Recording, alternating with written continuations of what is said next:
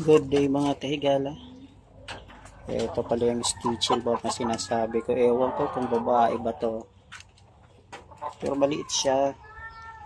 Ganda na ng katawan, no? Velvet. Pure Stitchel Bout.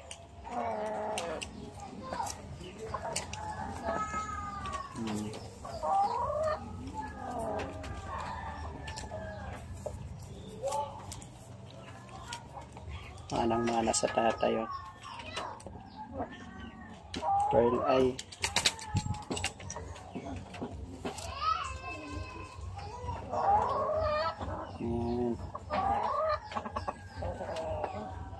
Ewan ko, parang babae kasi din kumilos, kaso bumabara ako siya.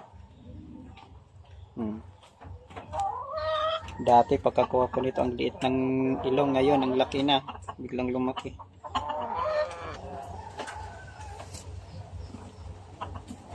Inbreed na Stitchel Bout.